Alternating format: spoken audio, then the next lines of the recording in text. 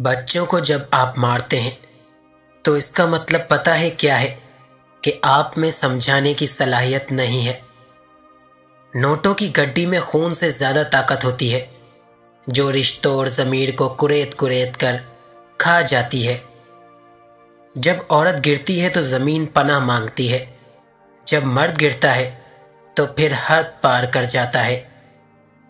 چاروں طرف نظر دوڑانے کے بعد نتیجہ یہ نکلا کہ آج کے دور میں مرد کے لیے فتنہ حسن جمال اور عورت کے لیے فتنہ مال ہے۔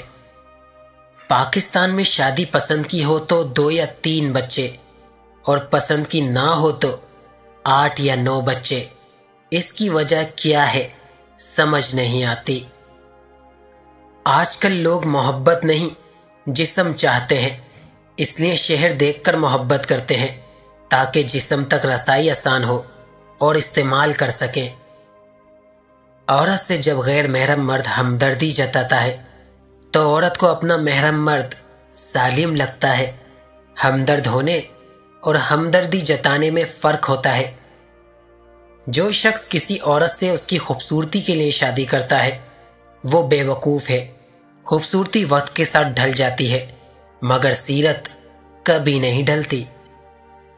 عورت میں 5 نشانیاں دیکھ لیں تو سمجھ جائیں وہ نیک اور پراخلاص عورت ہے۔ پردہ دار، سچ بولنے والی، نگاہ نیچے رکھنے والی، خاموش رہنے والی، آہستہ آواز میں بات کرنے والی۔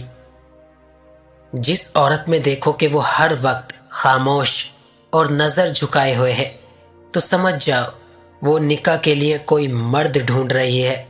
اس عورت سے نکاح کر لو، ہمیشہ خوش رہو گے۔